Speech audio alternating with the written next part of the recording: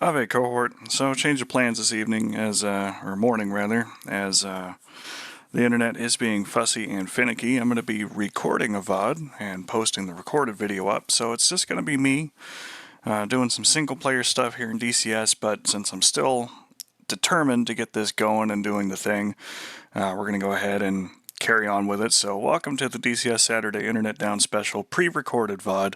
Definitely not live. I'm going to try and have something up there for that the whole way through. But we're just going to go ahead and roll over and get started here.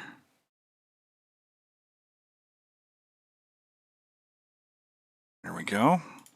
So what we're doing here this evening, or morning rather, wow, I'm still stuck in last night with the Star Citizen one, so if you want to check out the Arma 3 and the Star Citizen video, you can hit those up on my other VODs as well. But what we have, just going to leave that server paused for the moment. It loads textures and all the other what's-its.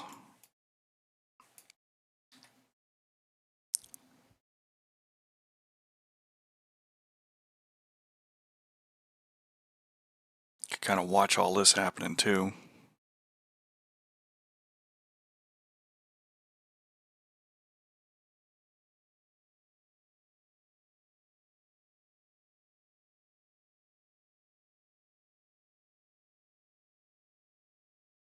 There we go, that's looking better. So we've got some positively bad weather, and it is later evening, but our primary mission is to get down here and destroy this little, like, training camp type place.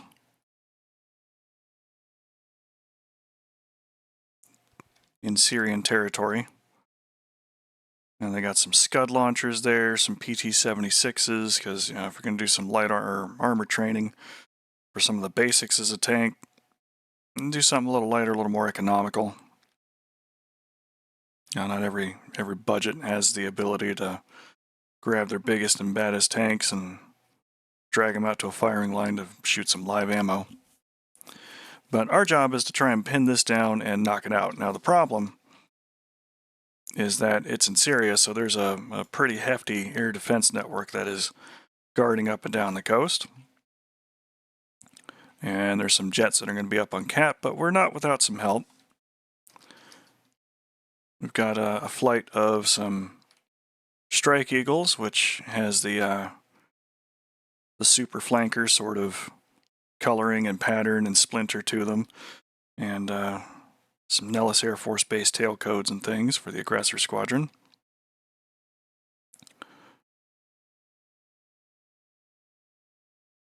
And some F-16s that are going to be coming up, doing some seed, loaded out with the IHORT Special, 4 CB-105s and a pair of harms, and a pod. And then there's us up on the main strike mission. We got some self-defense AMRAAMs on board. And our primary bomb load are 4 JDAMs. Now, the point with all of this is that here very quickly at a point, not going to be able to see very much, and with the SAM threats and everything else, we're going to have to do some real F-15E Strike Eagle interdiction sort of things with some low-level flying, terrain following radar, and kind of push it into enemy territory super deep, all on our lonesome. These other aircraft are going to be going up and mostly flying a little bit of distraction for us. So with a little bit of luck and some skill, we should be able to fly in and keep under everything long enough to get our bombs off the plane and get back. So with that, let's go ahead and take it off of pause. We're already loaded up. So we're just going to go ahead and start the jet.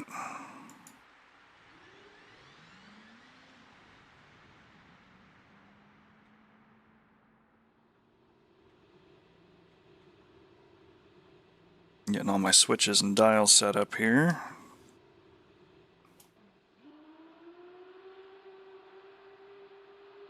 You can tell because of the tape and filters and things that we've got NVGs already installed, as it is late in the afternoon.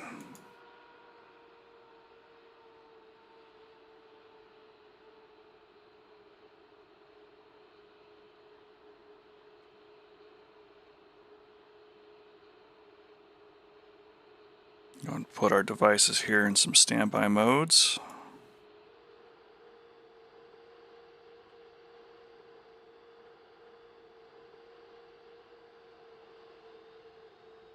Jump to the back seat.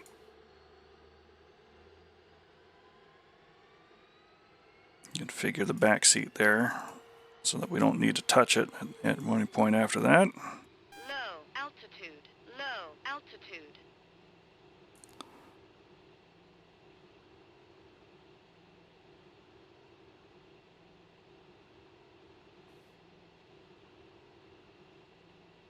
Still just bright enough. We're going to go ahead and use the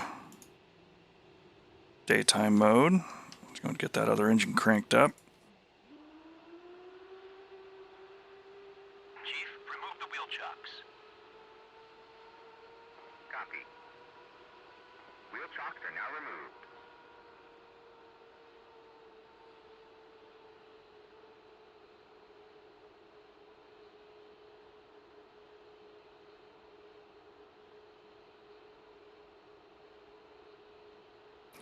It's looking good. Let's go and get that up there. I think our boys are, yeah, they're starting to taxi out. You can see them moving there in the center.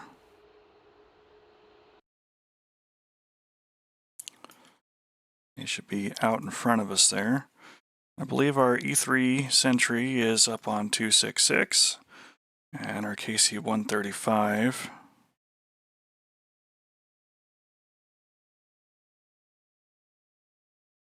Forget what frequency I put him on.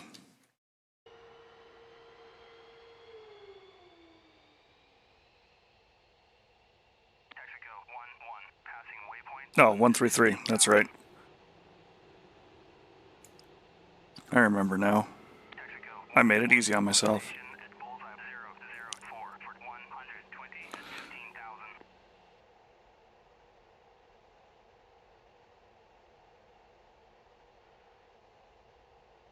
Alright, so let's go ahead and set up our combat jet. First press is going to be our fuel tanks. And if I need it, the second one is going to be our stores. Does nothing yet, but I am carrying a data link pod, or the middle section. And get our bombs fused. And start the alignment.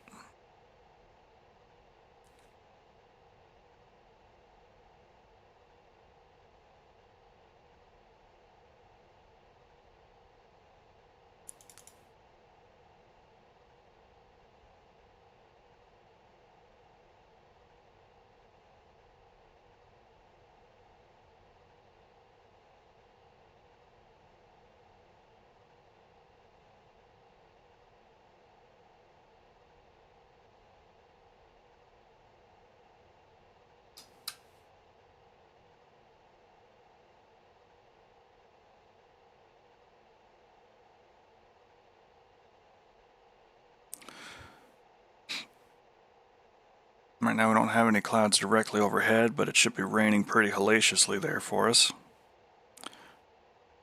Set up our TACAN for 40 Yankee, which is our tanker. And no, I don't need it just yet. We're going to be configuring our IFF system so that we're in good habits once it is ready to go. Jets aligned. Go to nav mode, turn all of our other stuff on.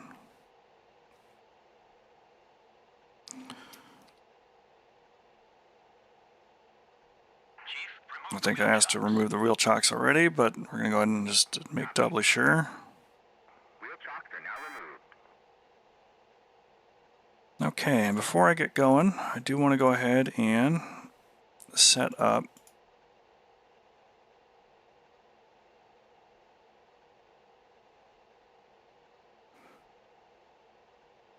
all of our bombs, which should be waypoints 10, 11, and 12 on the attack point.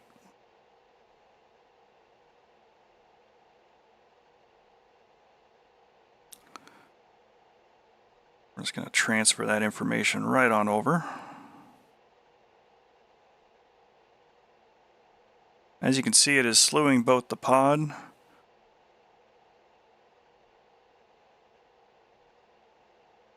and the steer point information to the attack.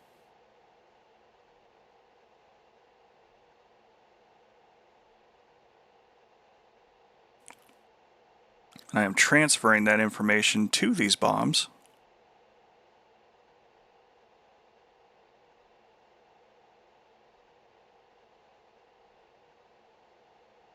So that they are all ready to go. All of our stations are ready. I'm going to go ahead and put that back on 2s. And we're going to go back to steer point 1 for our navigation. Alright, let's go ahead and take this out.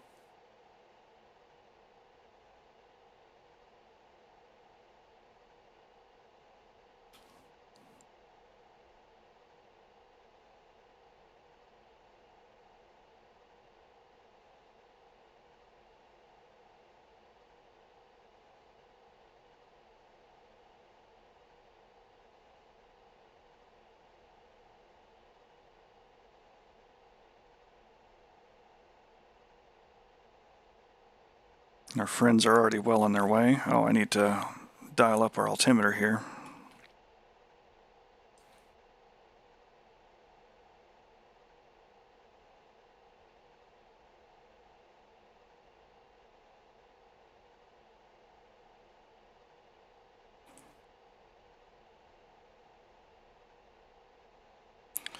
Now, just before we take off on and get through the hold short line here,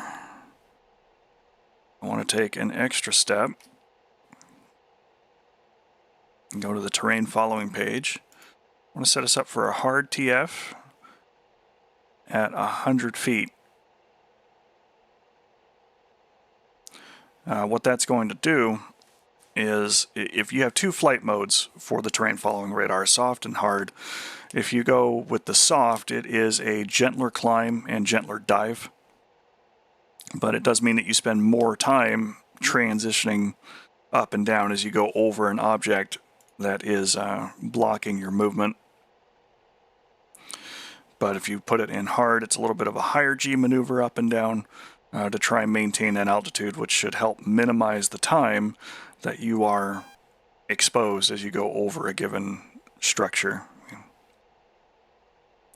And setting it in VLC mode allows me to program the height that I want to fly at, and I want to fly at some very low altitude when we actually turn this TFR on.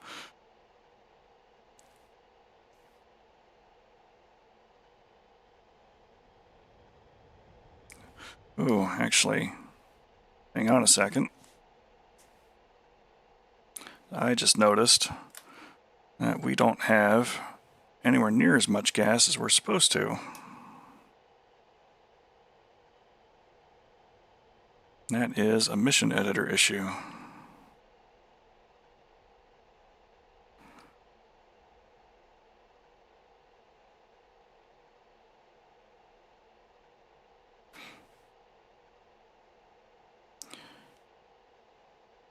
But I think that'll be alright. Just means that I might actually have to tank. I was going to stop and refuel it, but that was going to take a lot of time to put an extra 1,000 pounds plus in the jet.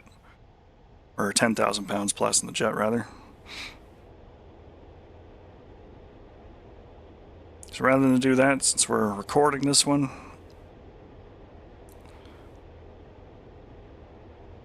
we're just going to do a full send on it.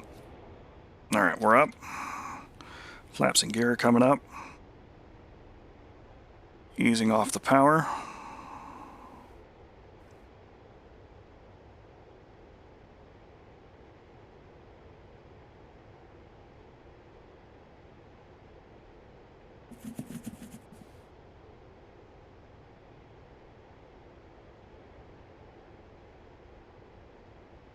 And we're going to go ahead and turn for steer point 1.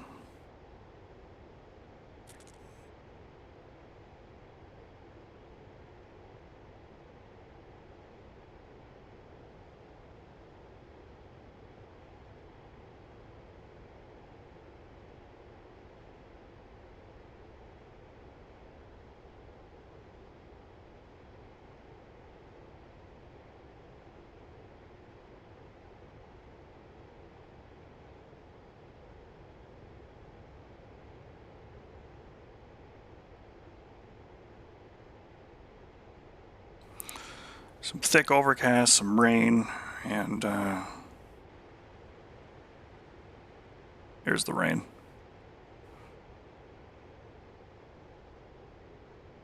Some fog, so we'll actually have to make a ILS approach to land as well. Getting the full weather experience here.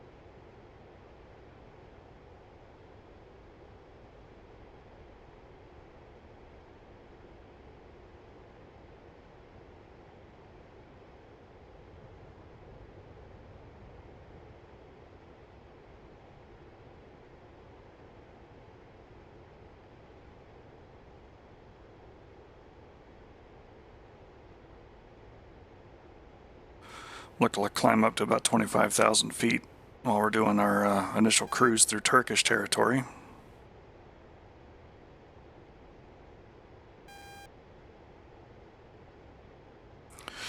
I know you're wondering, but Pylum, you've got these aircraft that are going out there to fly a seed mission, and aircraft out there flying cap.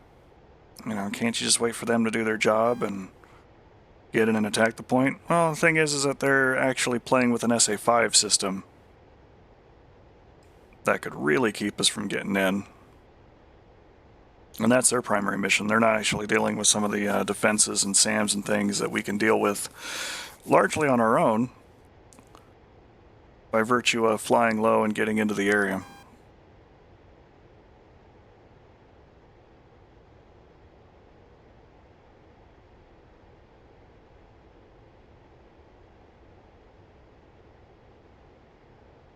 There's a little bit of wind up here.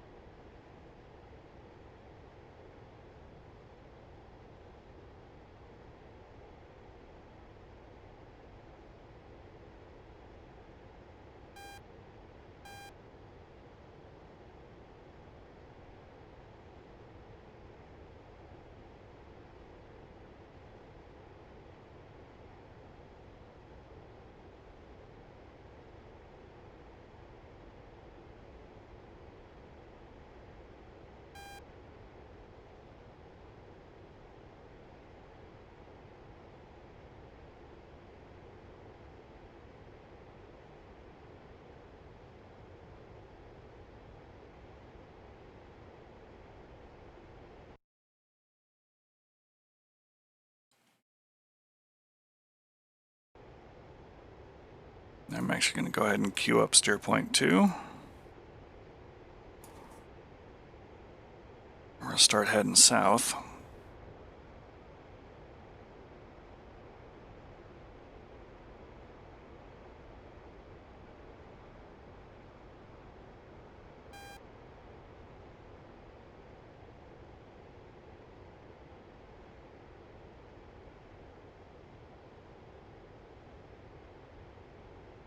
Now we'll go ahead and put the AP hold on.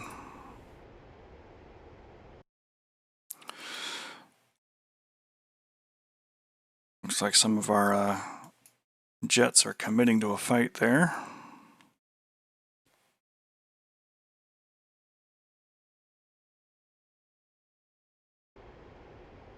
And as we get to steer point 2, that's when we're going to really dive down into the deck, get into the soup, and be on our way. And since we're in single player, I'm just going to go ahead and time compress it a little bit.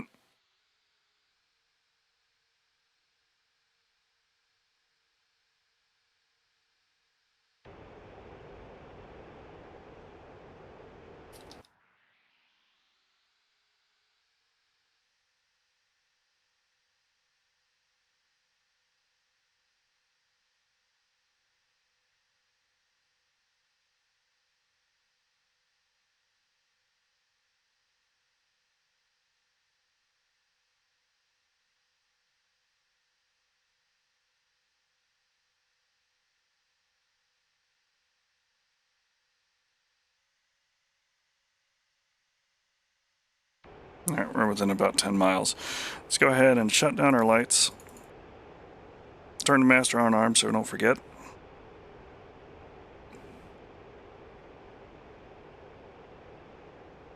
Turn off our altitude hold mode and the autopilot itself. And we're going to keep positive G's on the aircraft.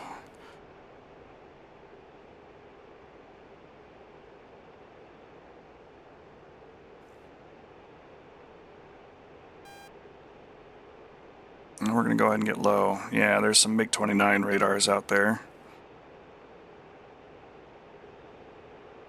I'm going to turn on TF coupled mode. Not actually turning the set on just yet.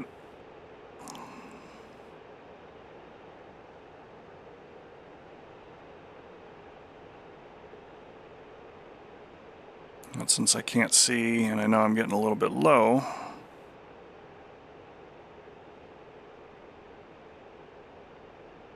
we're going to back way off the descent.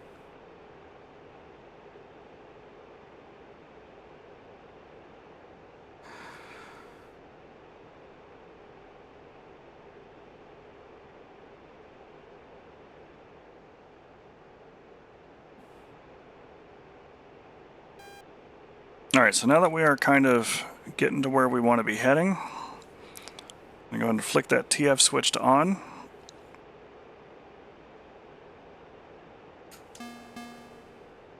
Tap my paddle, leave it disarmed for now. Alright, now I'm actually in TF mode and automatic. And now I'm on nav TF, so it should actually fly the aircraft at our 100-foot marking. Change my low altitude warning there so it's not screaming at us the whole time.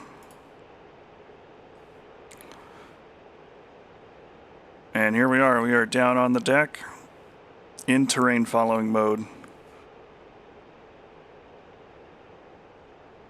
on our way to the target area.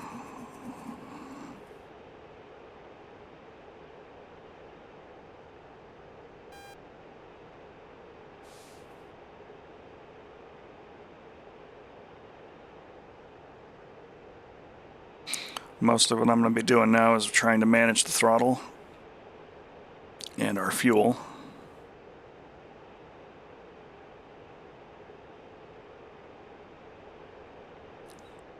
As being down this deep, even a little bit of throttle input is a massive fuel increase.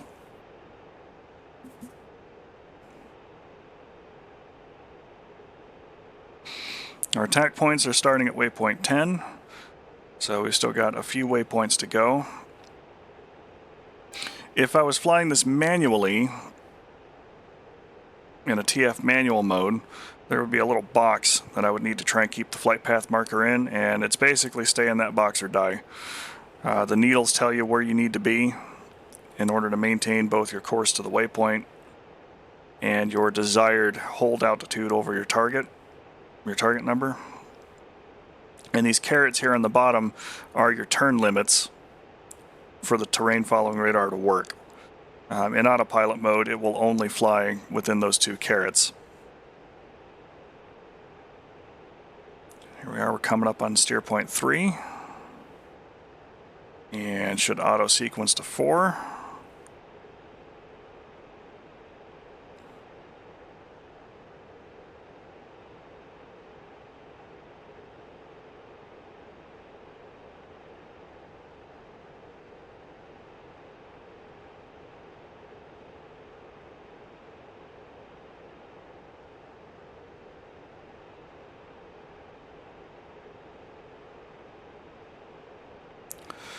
Our 2s is nice and clear right now, being down at this altitude, but there are plenty of SAMs along our approach path. And if we were much higher than we are, might pop up and see us.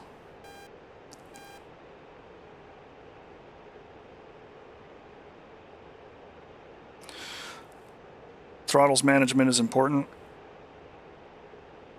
Below about 400 knots, the terrain following radar will actually tell you need to pick up airspeed. So it's designed to go fast and low altitude.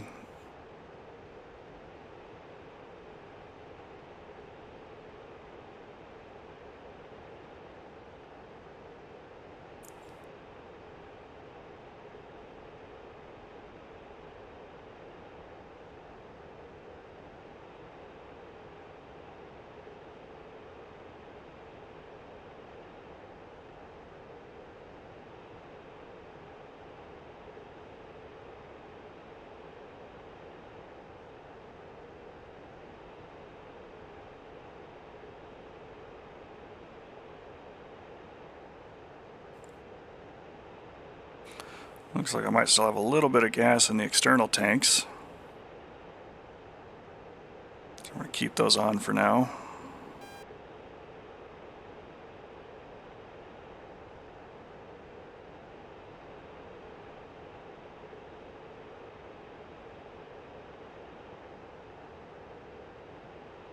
Coming up on steer point 4, it's going to transition us to 5.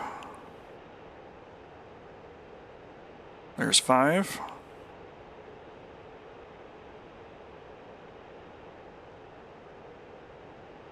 Still pressing. 100 feet off the deck, fully hands off.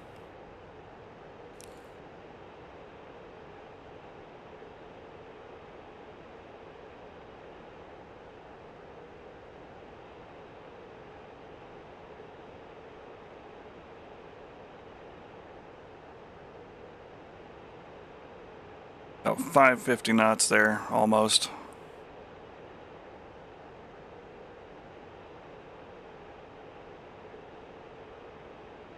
Really pressing it down here, down low.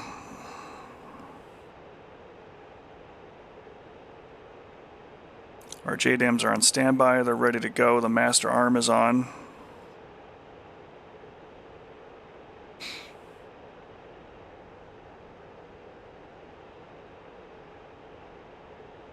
And we are still very stealthy. We were briefly picked up by those MiG-29s, but they were busy with other F-15s. So with any luck at all, nobody's noticed us yet.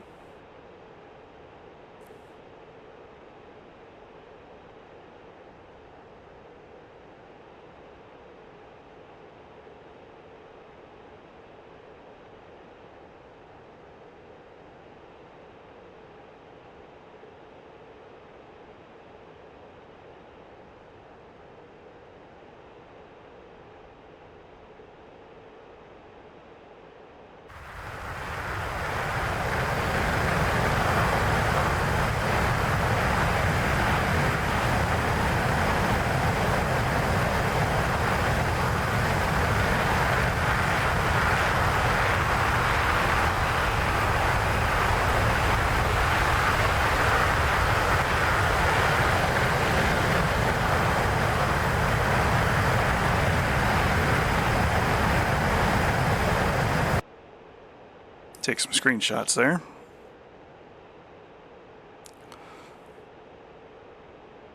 Up and over the wires, running a runt down this road. Actually, river. Looks like that was a bridge that we just flew over.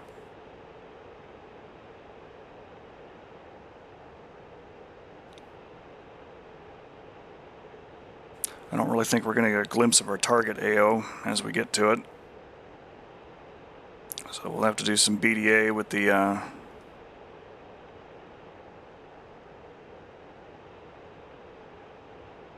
Control F11 view.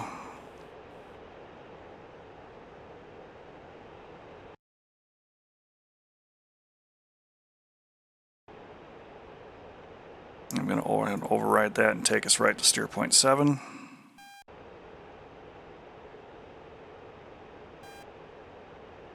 There's an SA-6 that just popped up.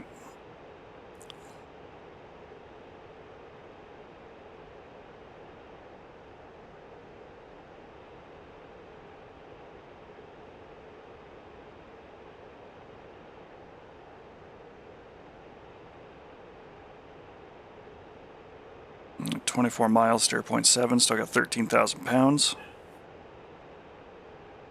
ET's got a couple 100 pounds left in him.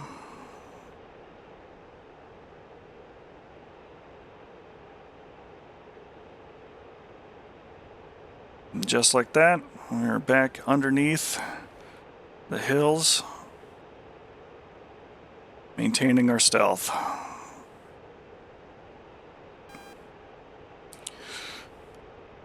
Harms aren't the end-all be-all weapon for Seed. They are a useful tool. Oh boy, we got some flat faces out there looking towards us. It's alright, we should be able to dip down underneath them again. But never underestimate the value of good terrain.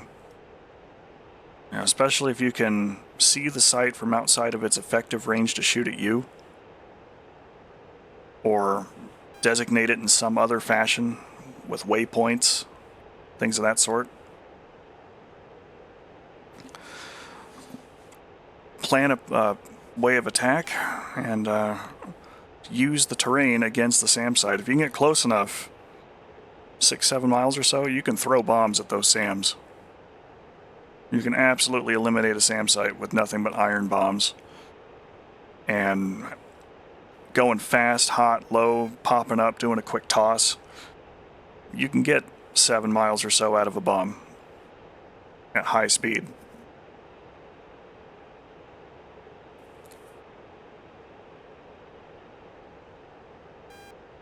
And even though SAM sites now will engage bombs if they can see the cross-section, at 7 miles, low altitude like that, it's going to be really hard for that SAM site, even a TOR, to be able to effectively engage those bombs every time. Throw out a couple of them at the same time, ripple a nice pair off, pretty sure at least one of those is going to be able to get through.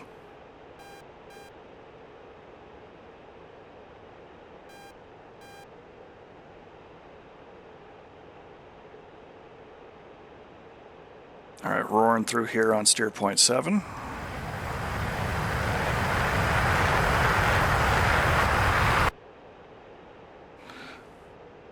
Our ETs are empty now, so I am going to go ahead and get rid of them. Get ourselves a little lighter.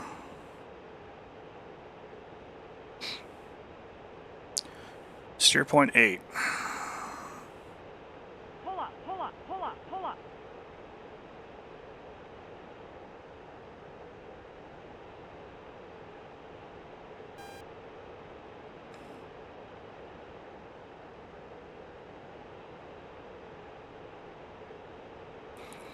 Dipping up and down like this, we're really not giving the SAMs time to deploy their radars, get them spinning, and looking in our direction to start a track. Pull up, pull up.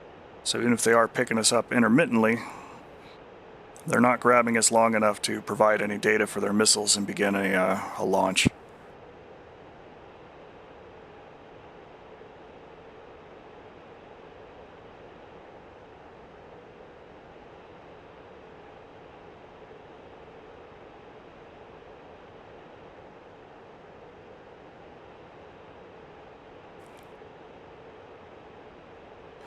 Two miles to steer point 8.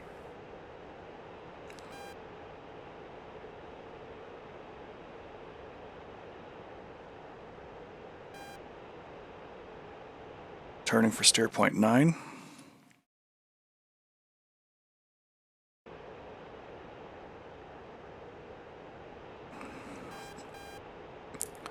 And we're going to go ahead and go up steer point 10 dash and transition to air to ground master mode.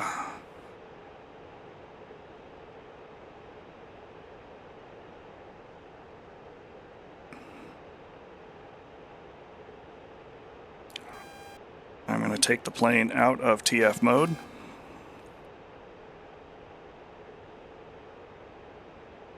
So we are in hot for the attack. Low altitude. Low altitude.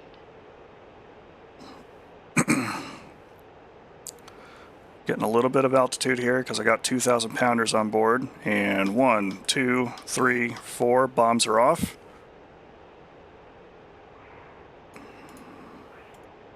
Queuing up steer point 13. Pull up, pull up, pull up, pull up. Going back to nav mode.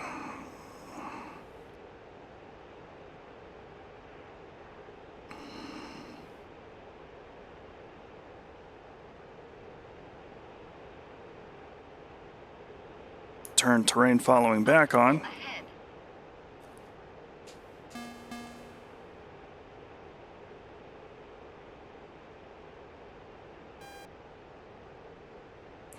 Fly up was a defensive choice. The system does that when it senses that you are way out of parameters, because presumably if you're flying low to the ground, the safest course is to go up. But we're still deep in enemy territory, and I don't want to do that very long. So we just went ahead and reset the system. And we are back in nav TF mode.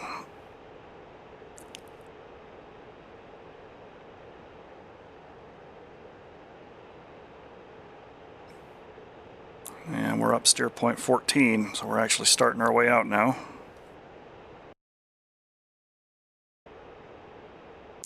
Well, it's having that kind of fun. We're going to go ahead and do a little bit of BDA.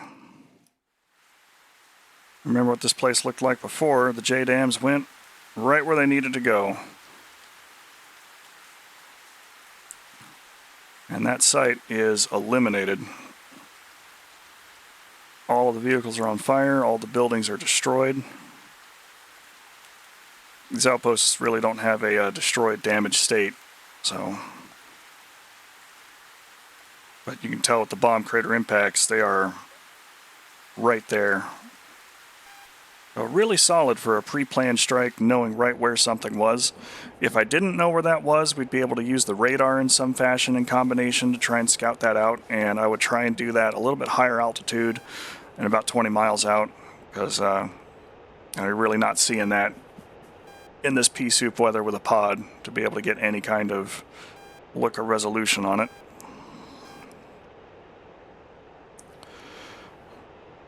But we're not out yet. We still got to make it home.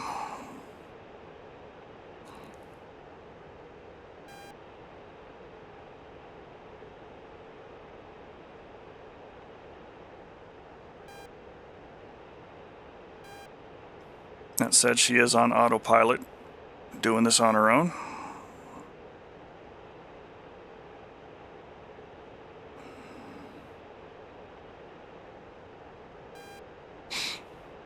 And just for giggles here, you can see the terrain following voodoo right here. I would encourage you, if you really want to figure out what this means on this MPD and the kind of sense that it makes, there are videos for free on YouTube from Periscope Films that detail the F-111's terrain following radar. It is the same thing. This is obviously a more digital version of the thing, but they do have some, old style scopes that show the same sort of waterfall and lines that indicate, the desired flight path and the shape of the terrain ahead of the aircraft. Because you can look down here at the bottom, and basically this is 1 mile out, 2 miles out, 4, 6, and 10 miles out in front of the aircraft, while the radar is sweeping back and forth to see what's lying ahead of the aircraft. And is providing all of the steering information to the jet in order to fly it safely in automatic mode at the desired altitude.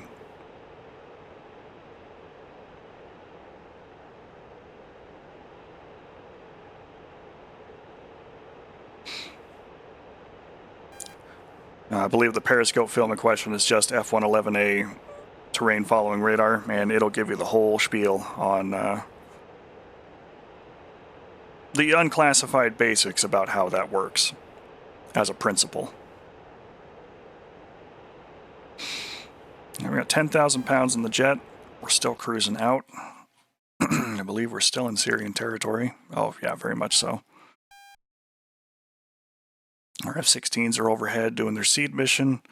Looks like the Strike Eagles, or not the Strike Eagles, but the Charlie Eagles are still doing their CAT mission.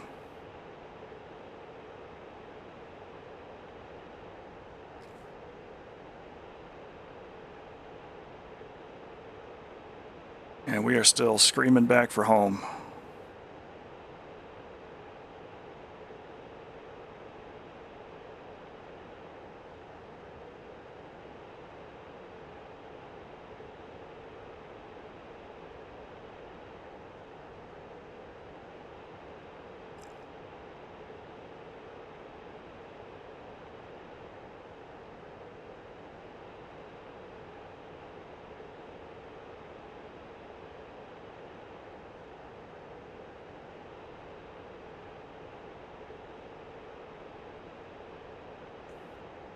Twos is still naked, that's good. Means we're not getting tracked by anything or anybody at the moment, at least with radar.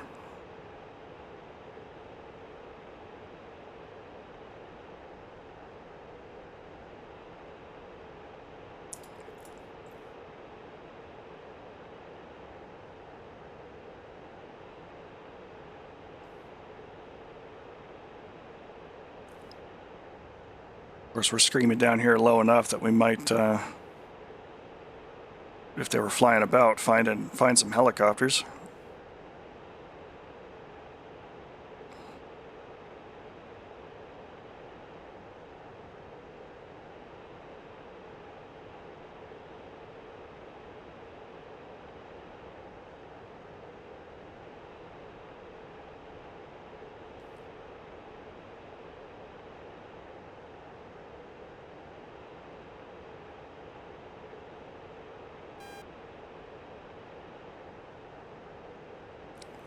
Just under 10,000 pounds of gas.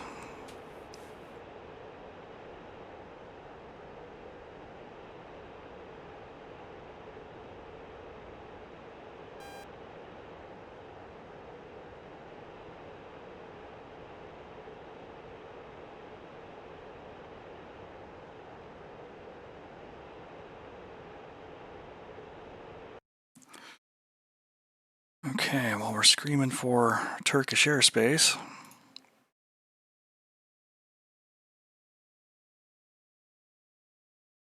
Uh, 360.1. Haven't heard anything from AWACS in a minute. So I'm going to go ahead and tune away from the AWACS frequency.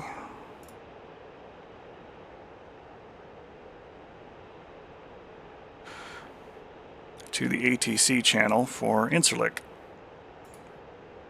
We're also going to go ahead and program our ILS, which for the runway that I intend to land on, 05, it's our current active with the wind direction, it is 109.30, which is the default coding for the ILS here on the second page.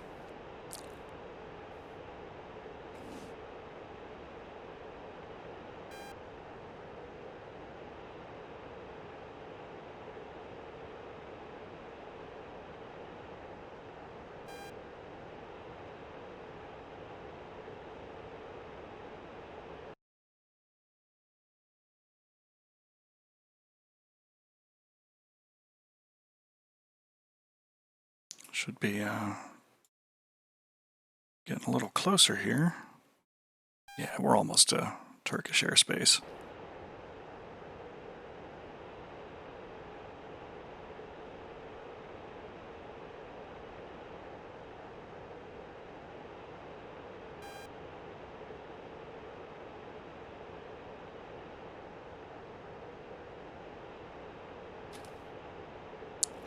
Yeah, with 9,000 pounds in the jet, still getting home. I don't think we're going to need to refuel.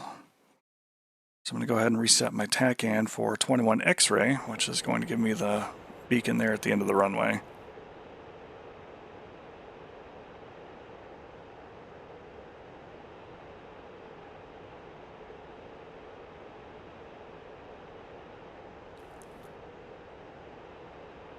Low altitude. Low altitude.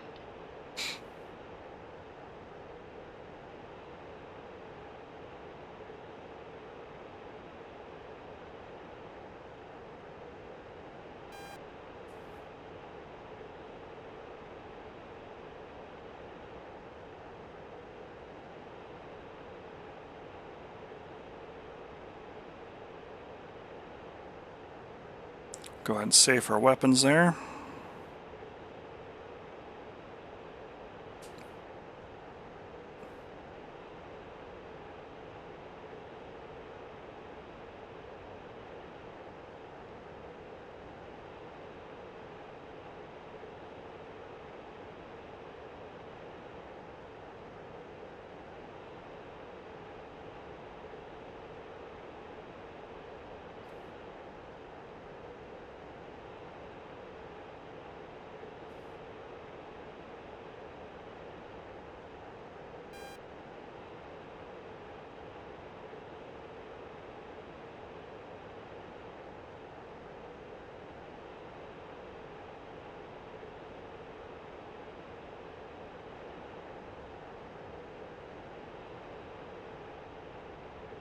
Can almost reach out and touch them.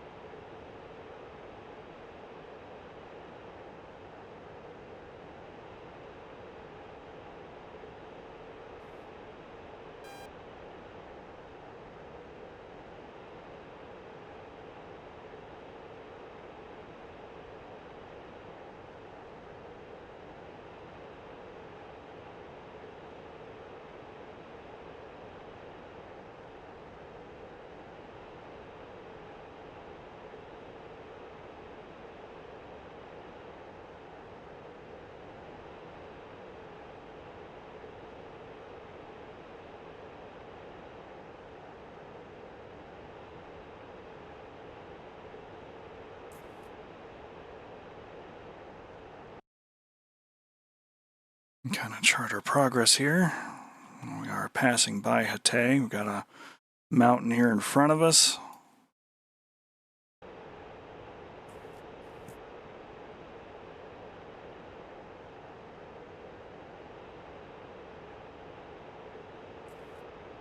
Which you should be able to see as a vertical spike here on the radar at some point, as we get within 10 miles of it.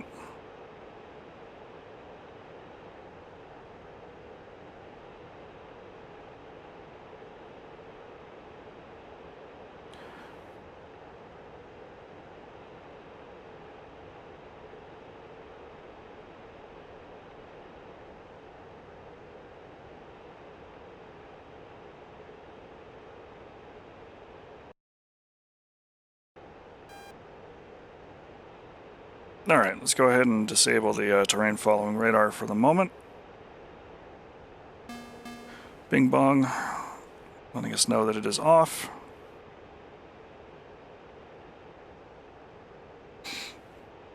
And we got plane in hand.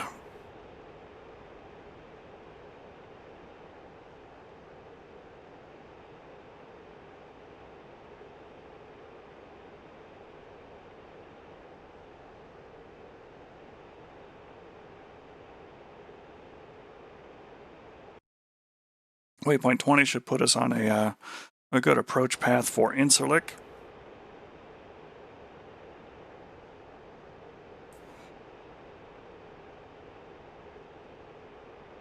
And we're going to go ahead and set our course heading to 50. Or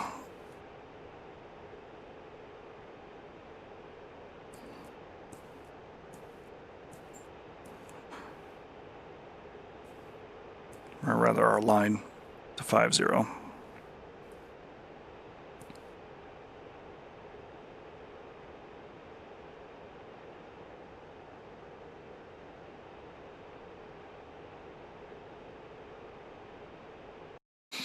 Up here at 6,000 feet though, should not be an issue for coming across any terrain.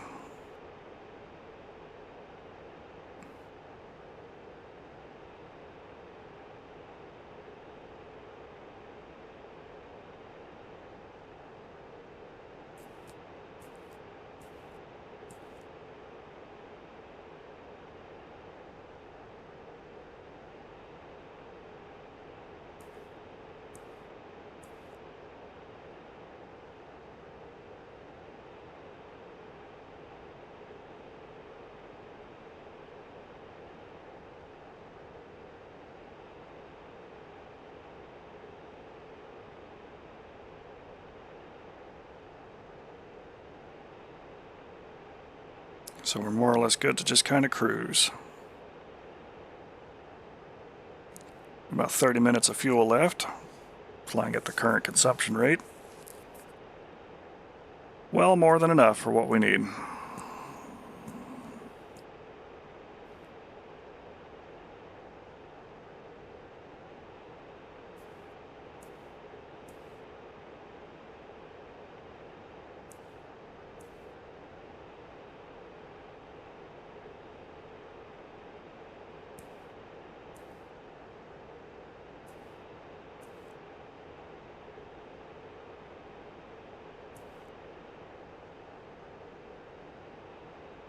It's actually fairly quick mission-wise. Of course, I know we fast-forwarded through some of that.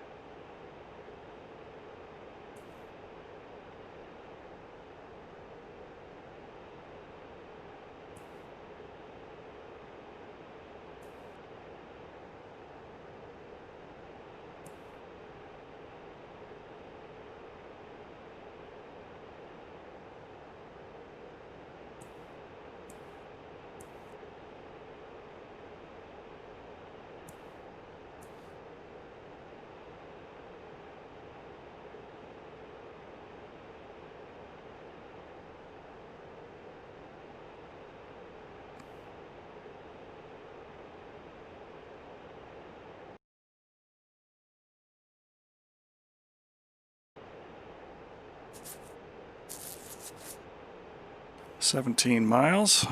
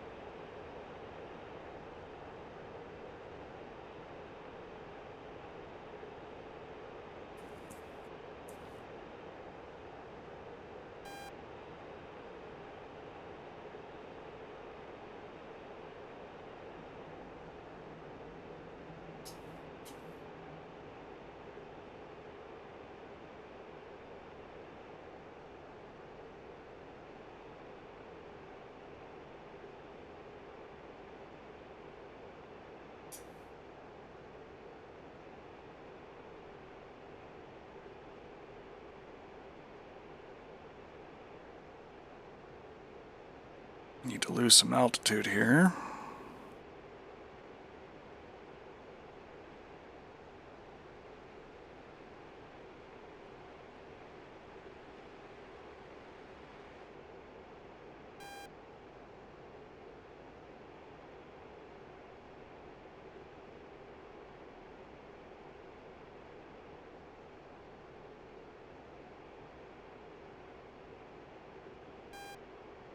Okay, we should be behind the runway now. We're starting to see the ILS lights and course bug and everything. Or lines rather, not lights.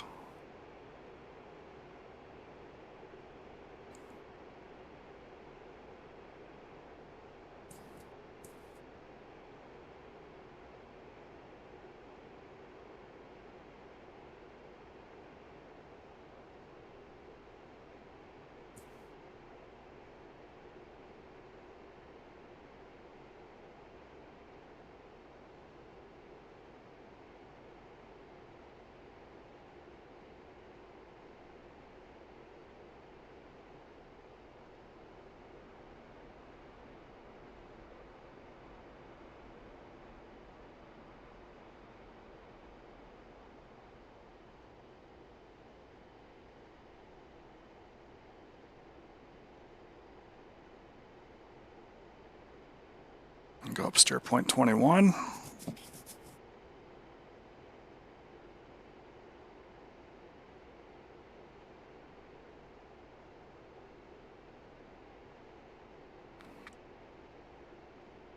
And start flying the lines as best we can, because we're only 3 miles out.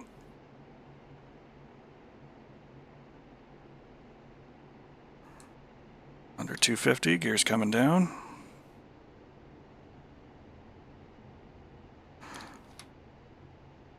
Under 225, flaps are coming down.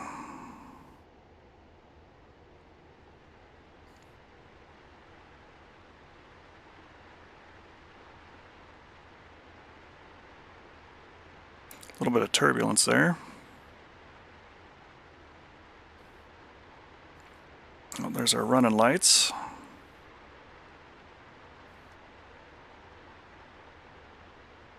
bluff glide slope, but that's okay. We've got plenty of runway.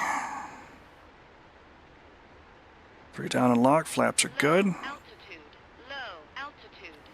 Go ahead and we'll commit to the landing here, get our sink rate down, pop the speed brake out. Nice and gentle, hold the nose up a little bit.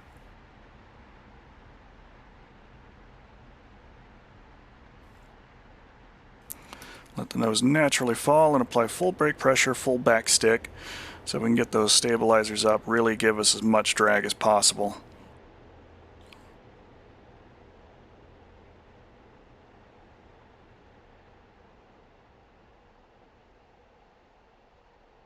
And there we go. Nice full stop almost. And go and clean up the aircraft now. Brakes coming in, flaps are coming up.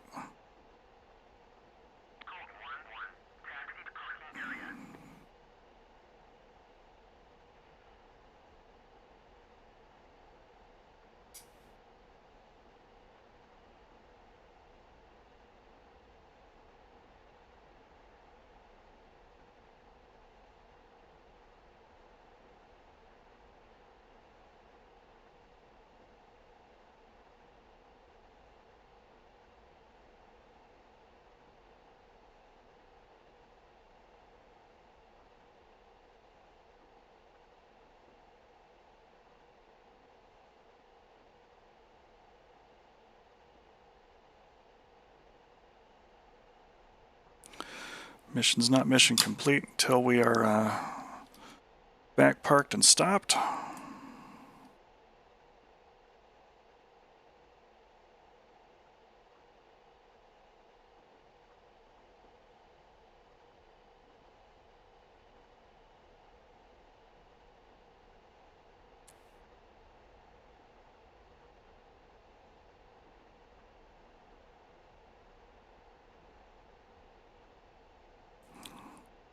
Just gonna taxi on back here towards our parking area.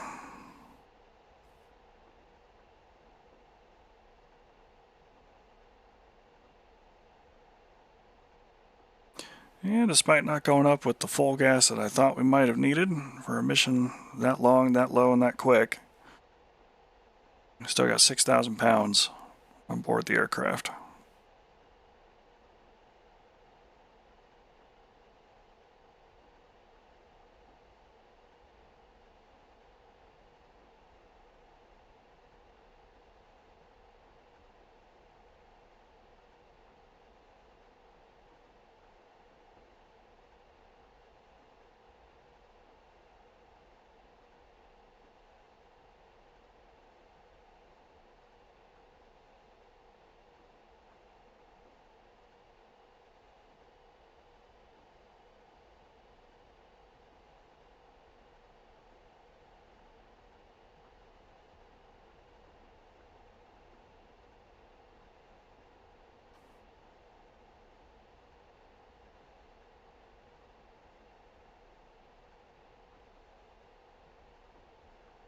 And it's the fence area that we were at before. Oh, no, not quite either. It's a different fenced-in area.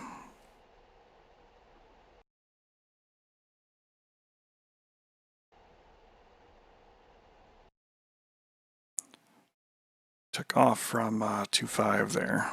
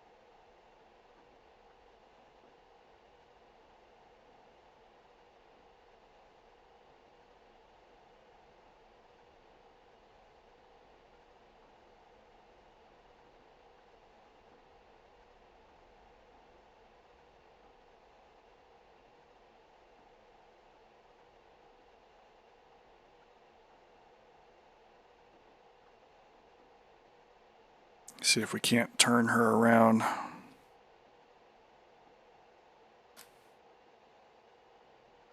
Get her facing the way that she needs to be. Save somebody some tractor time.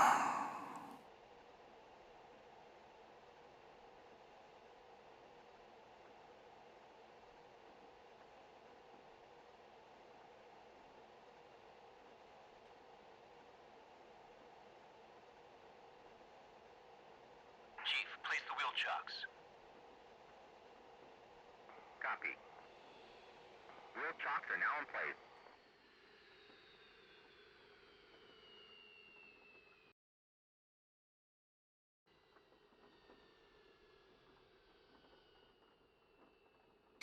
Okay.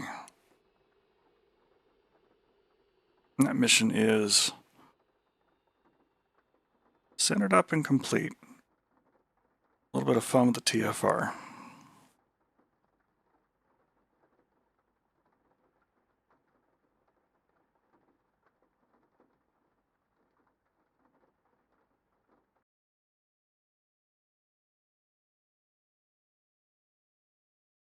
And since it is just about 11 my time right now, we're going to go ahead and keep with the recording.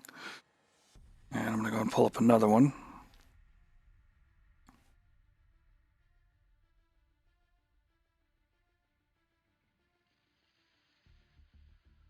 And this will be one of my training yard maps.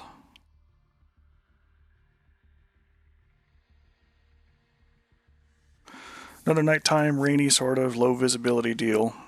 But that'll give us a chance to use the radar to direct some bomb strikes.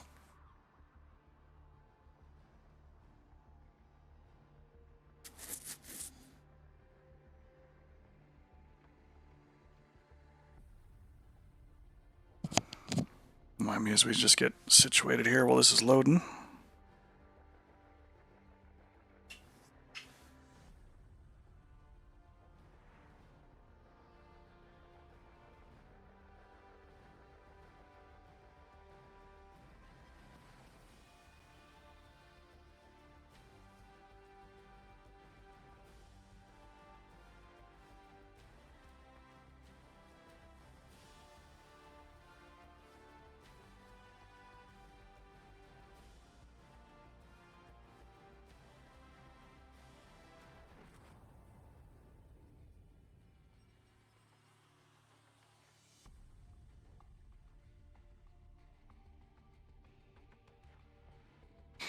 Okay, let's just go ahead and get right on into it.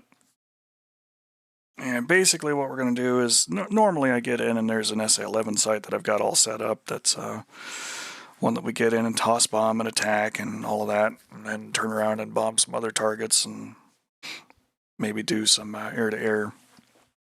This mission really does kind of have a little bit of everything. So if I want to go up and practice a given skill, I can get in and do that on the NTTR. And really the only unfortunate thing about the map is the fact that it doesn't have the newer lighting engine on it like Persian Gulf, South Atlantic, Sinai, or Syria have.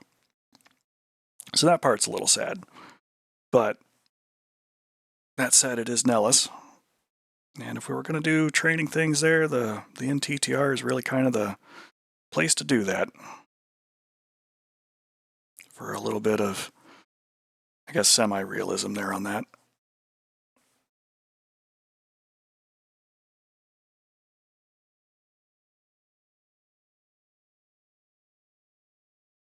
Alright, a lot of slots here on this one, because sometimes you can use it for some multiplayer fun time. But we're just going to go ahead and take ourselves up here.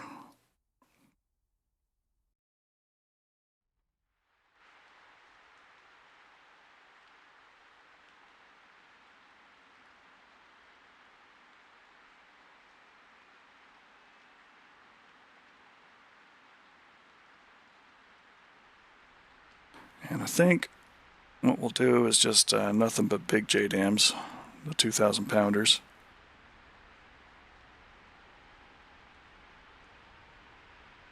Request rearming. Copy.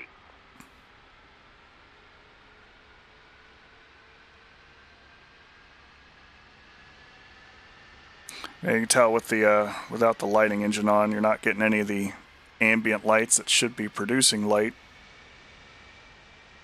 inside the aircraft. So kind of got to run with our own flashlight there.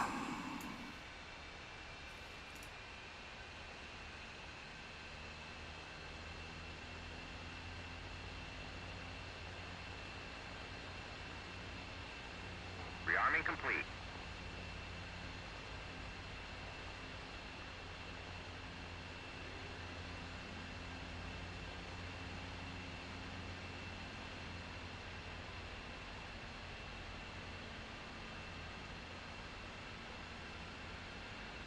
Fortunately, it does mean using the actual flashlight.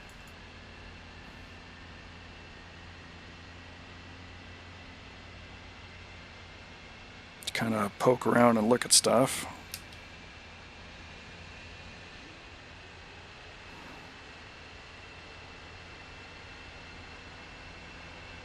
Same deal, just going to configure the back seat.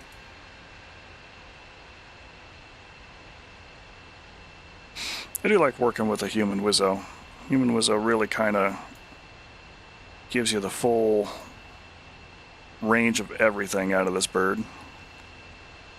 You can do everything from the front seat, but increasing the pilot workload like that, I think it gives you really about 70% of the capability of the aircraft,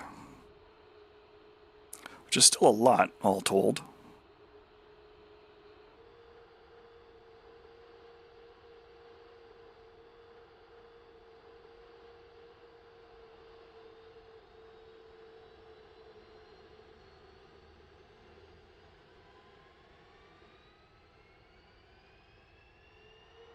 Everybody's taxiing for their night training flight. Low altitude. Low altitude.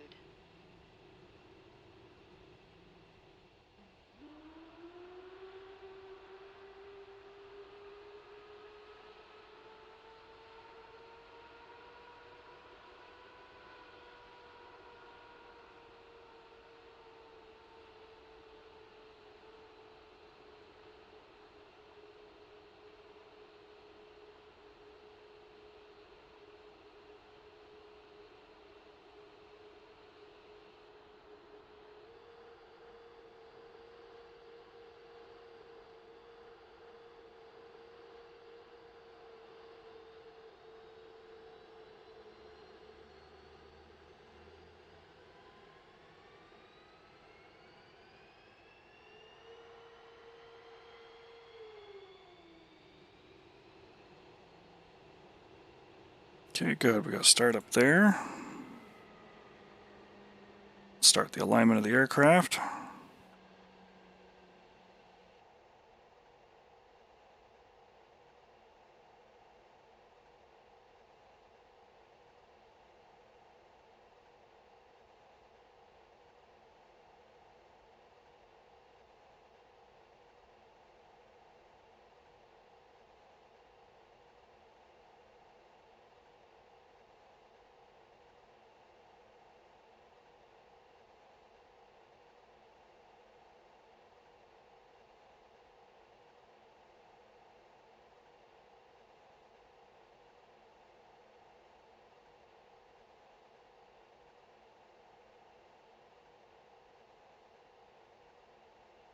Set our TACAM back for home.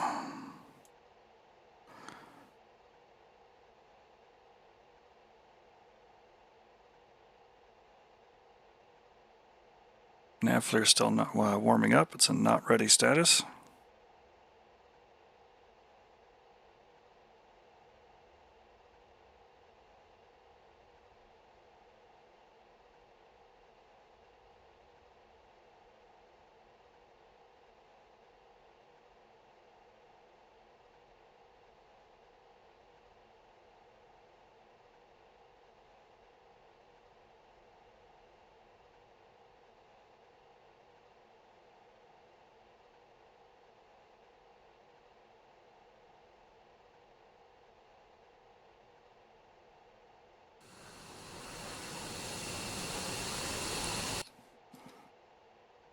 Do have the pod on the jet, right? Yeah, we do. All right, it's just taking a minute. All right, jets aligned.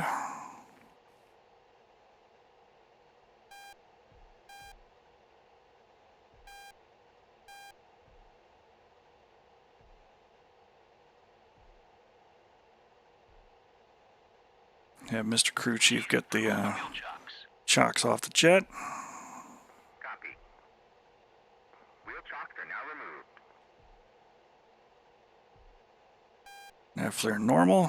See, it's got a little bit of an offset, but that's perfectly fine. Will make more sense to us when we are moving and looking at a target more distant than, you know, just under the nose.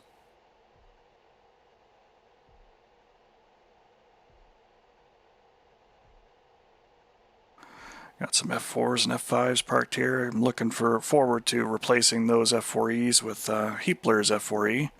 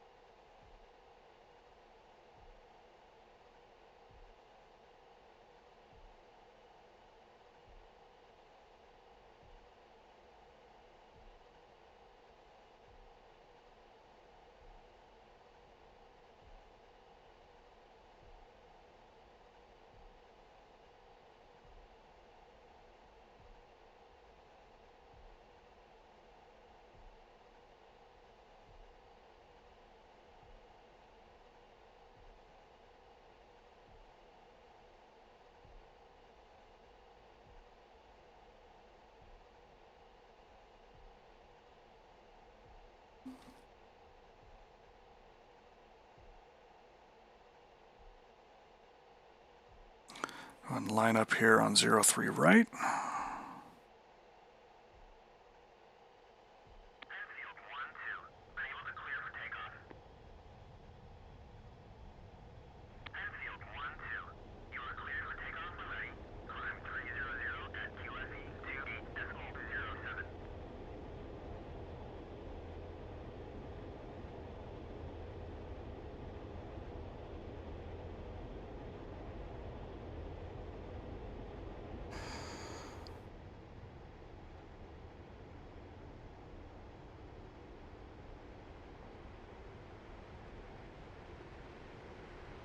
Already hear the rain hitting the aircraft again.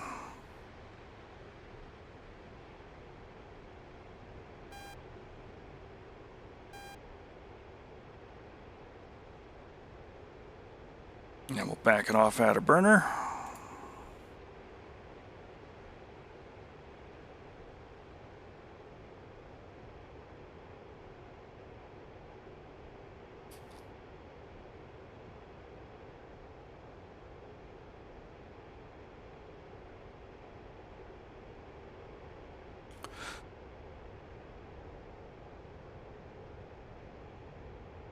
We got ourselves a little cruise to deal with, as most of what we're looking at on the range is kind of out in this area. And the place we're actually going to be going and looking for targets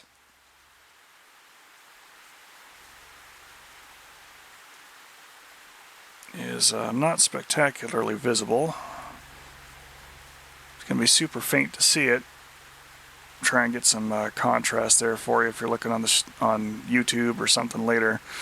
But right here in the very center, there's an outpost, and there's some trucks and things that you can hear next to it. And there are a few little areas like that all around this town area. And those are going to be the areas where we're going to be dropping bombs today.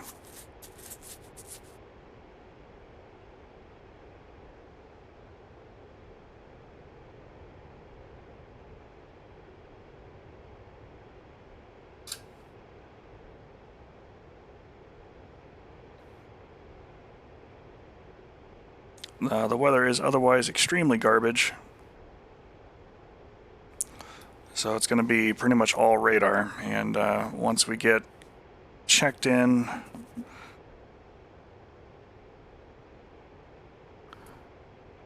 with the range and can start making our way towards the target area.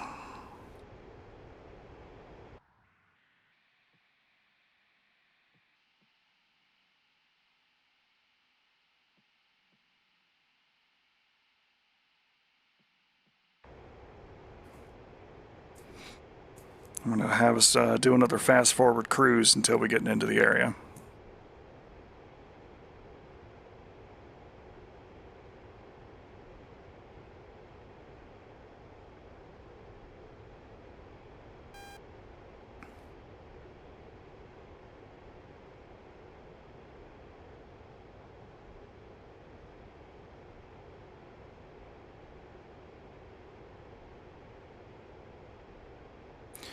There we go, point X-ray is reached. We can check in with the range commander.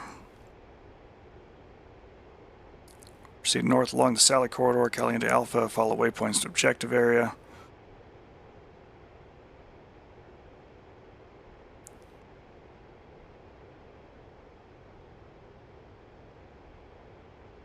Let's go ahead and check in.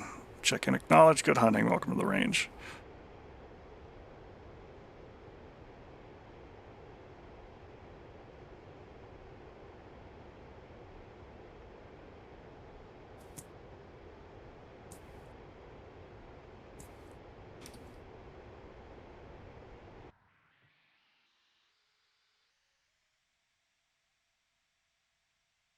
Just dial up the time compression a lot here.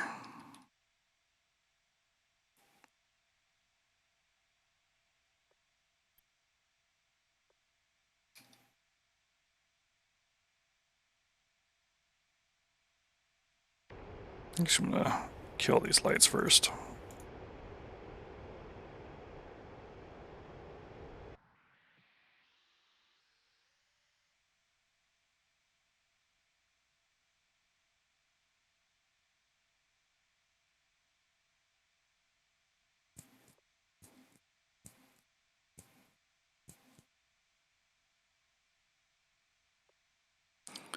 Got a little bit of flight ahead of us. And since we're recording, I'm in single player, we can get through the boring parts of the transit pretty quickly.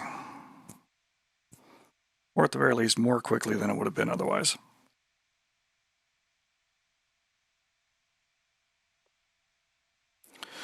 We're looking out through the night vision goggles there. That cloud cover is pretty intense. Definitely not going to be able to use the pod to see a whole lot of anything.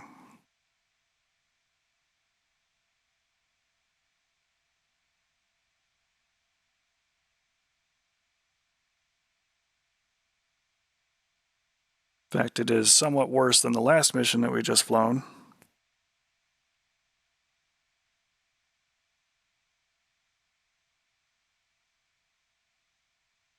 Given the daytime and fog and cloud cover, that kind of deal. It is just 50 kinds of awful.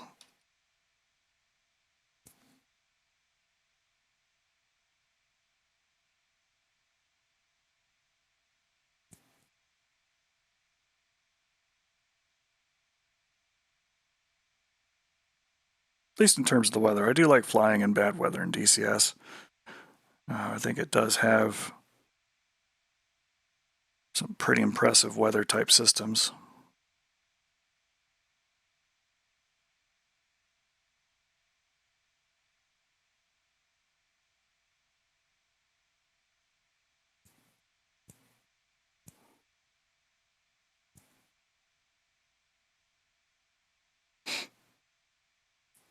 All right.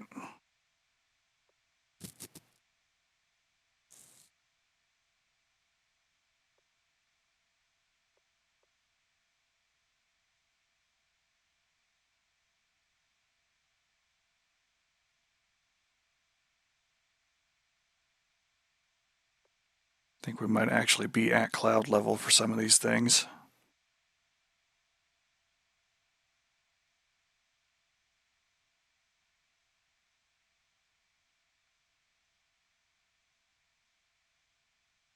The first attack point is at 0.5. So as I get closer to 4 here, I'm actually going to push this over to waypoint 6, and we'll go after those targets that we looked out earlier.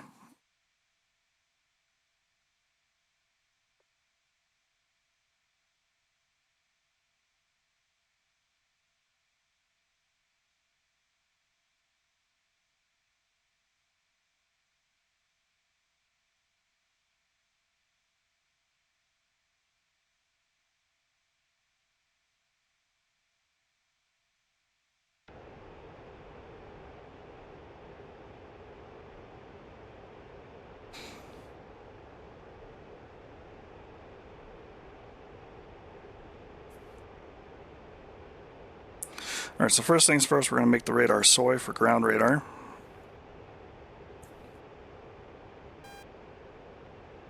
And we're still about 33 miles out for waypoint 6.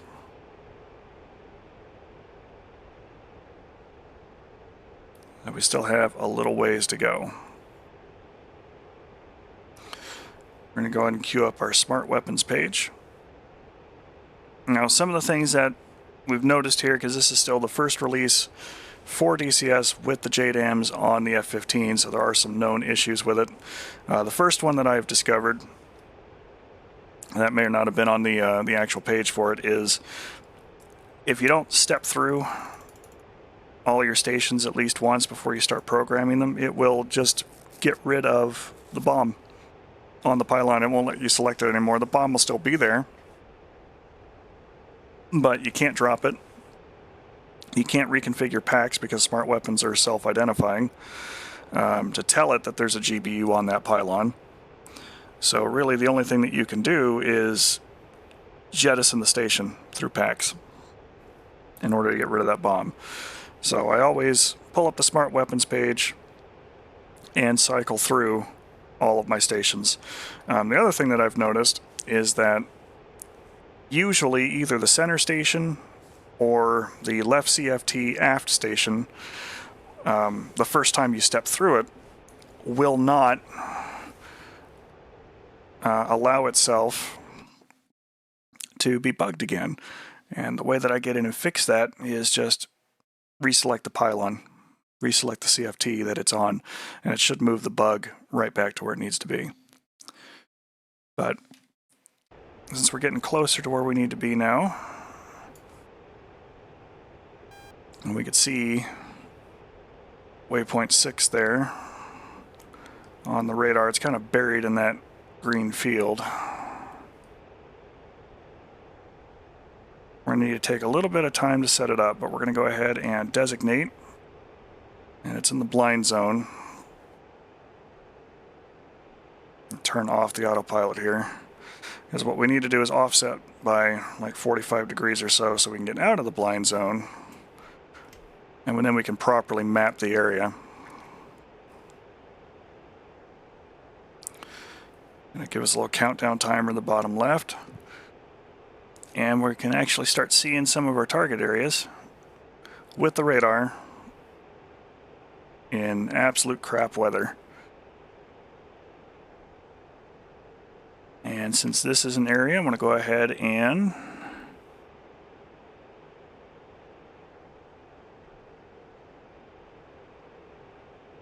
not really update. I want to target.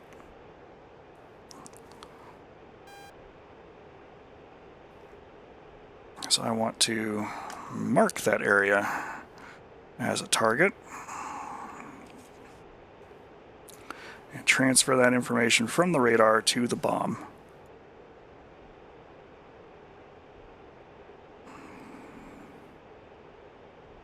You can see another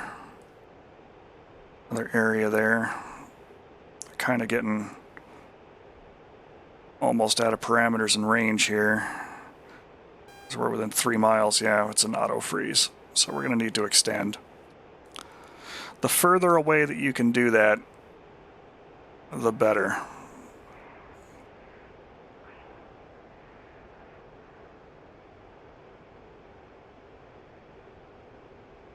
I'm going to go ahead and extend here to the east.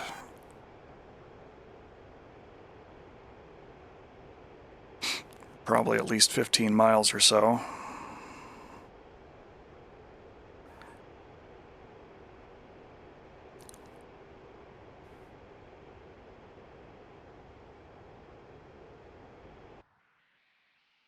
And then we'll come back in and look at it.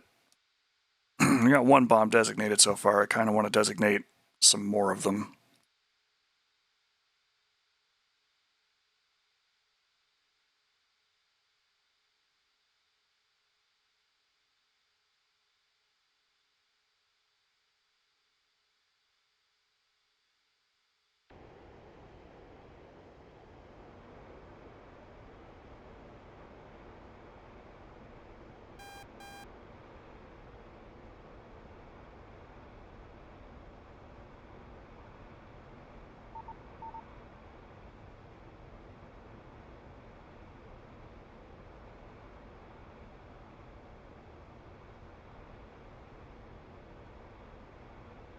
Okay, and for the best slice of the pie,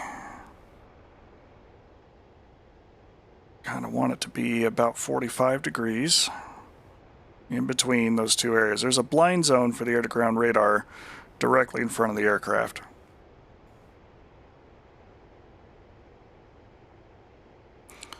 We're going to go ahead and put this guy back in map mode and step backwards.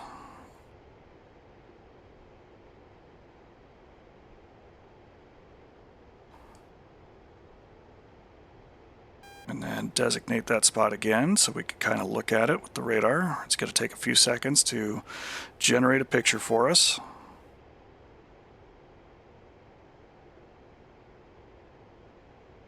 Put it back in target mode. We can see another area already right there, so we're just going to mark it, transfer that to the next station. See another one kind of right here.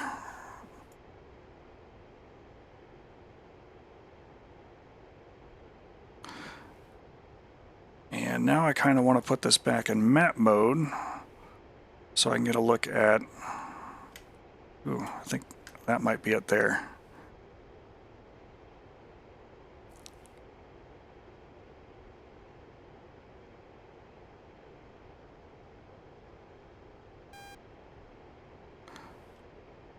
Yep, that's what I want. I'll put that back in target mode.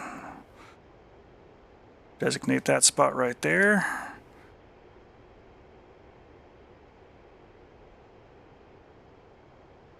And we got 4 bombs queued up. We're about 26 seconds from release. Probably going to tick down a lot quicker as we get locked on there.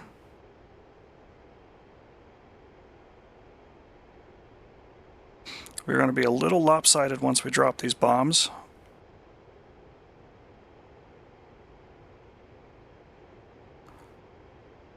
And pickle, pickle, pickle, pickle. That should put 1 bomb on each of those 4 target points. And in the meantime, we're going to go ahead and roll out to the east again and extend.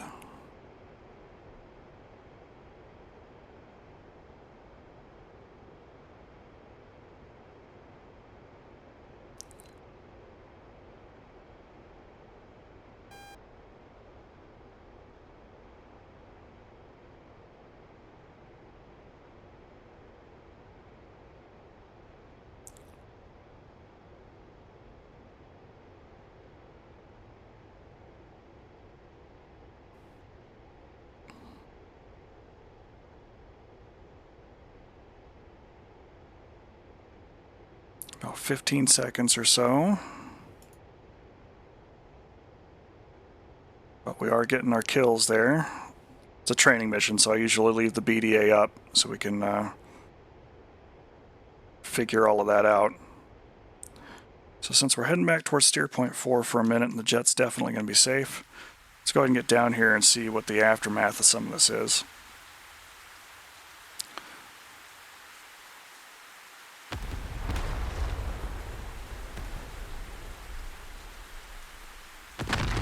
All 4 target points. All 4 target points are down.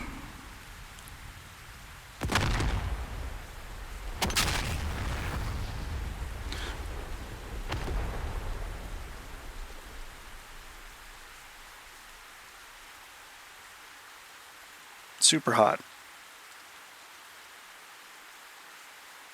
At night, clouds, bad weather. Using the radar to target, we were able to generate a picture that looked almost like we were staring at it through a camera.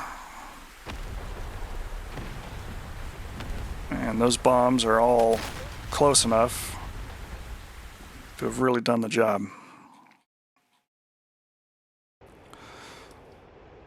So since we got 3 bombs left on the aircraft, I think what we're going to do is throw those 3 at the SAM site, the SA-11 that's active.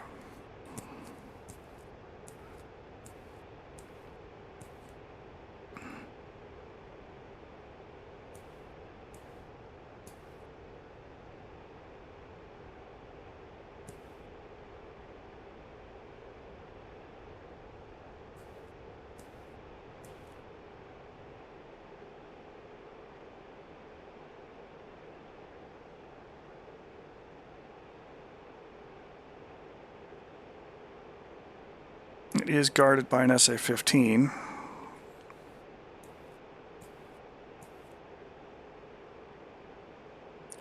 Which is a little spooky.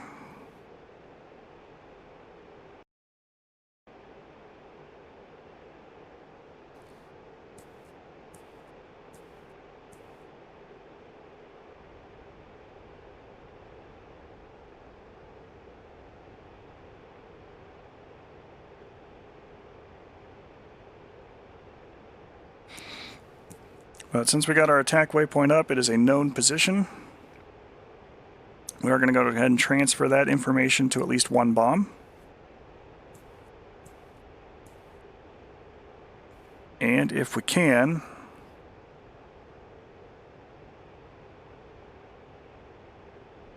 we're going to try and find that site with our radar, mark it up, queue it up, assign our other 2 bomb stations to it, and then get low and try and attack it.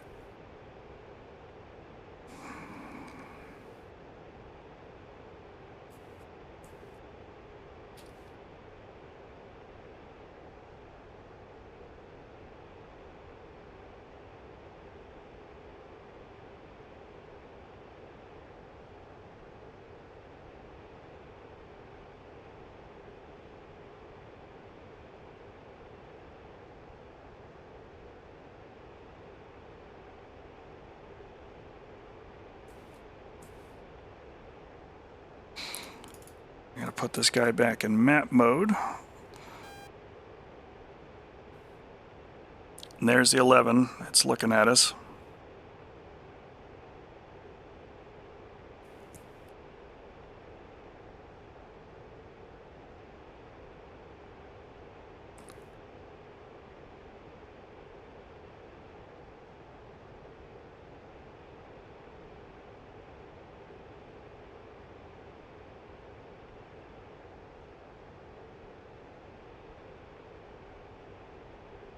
Take the plane out of autopilot mode.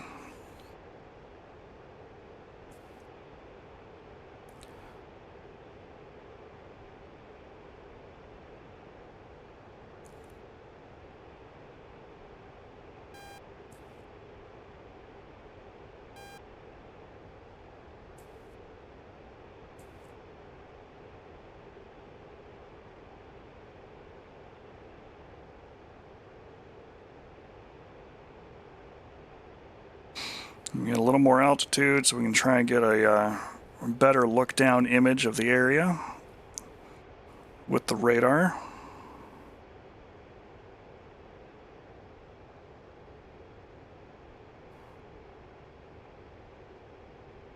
And we're going to roll out to the right and offset.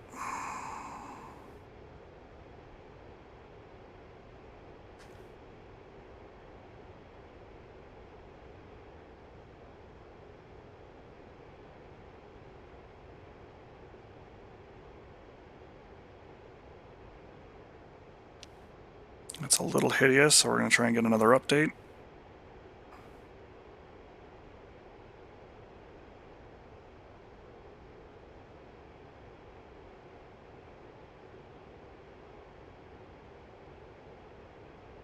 Alright, it's probably going to be about the best image we can work with there, so let's go ahead and target some other spots. Look right here. Transfer. And there's something kind of over here, it looks like. Next station. Transfer. Alright. We are rolling out hard to the east.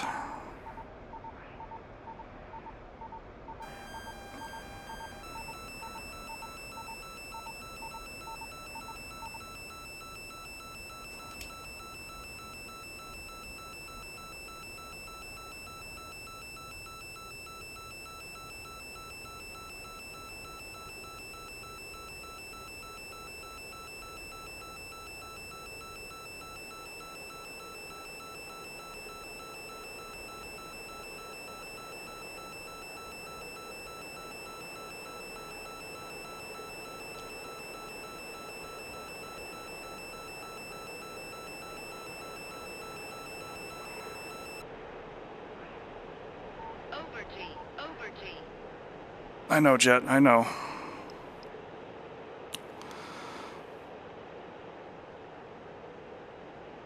Okay, good news is we got away from the SAM site, so we're going to go ahead and extend for a minute.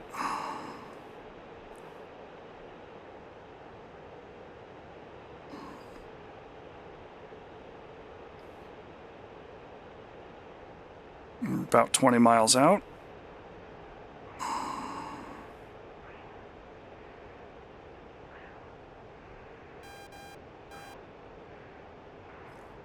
But we're going to go in hot for the attack.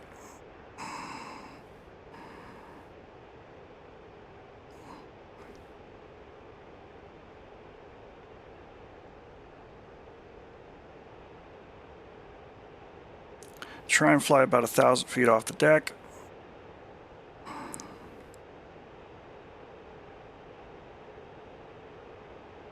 Trying to keep my descent rate fairly reasonable here so I don't overshoot the floor, because this part of Nevada grounds up a lot higher, sometimes 5,000–6,000 feet.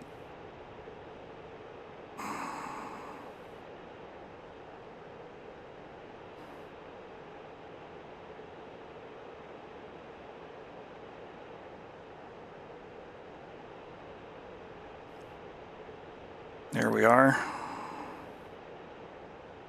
Get down a little lower. And full afterburner. Pressing for the attack. We're just now getting into JDAM range. Let's go ahead and pop the nose up.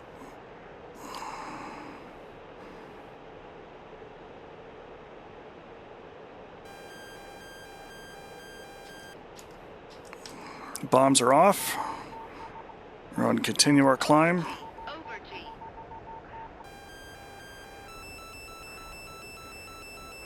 We are a lot closer now. Finish our half cube in here.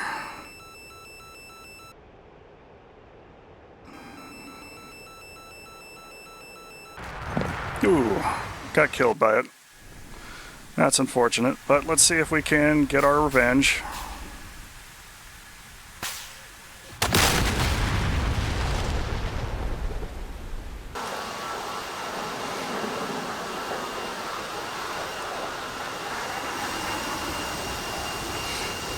It's rough. With no landmarks, I probably should have thrown those out a little sooner and really let the JDAMs do the work. Maybe not popped up quite so high. Rolled out right or left to get away. But, you know, that's kind of the fun of it. We were able to successfully attack it. So that's where we're going to have to pin that one for now. And we're coming up on about an hour total for the stream. So I think what we're going to do, well, stream, it's actually recording. that part's correct. So let's go ahead and just flip on over here to the end credits.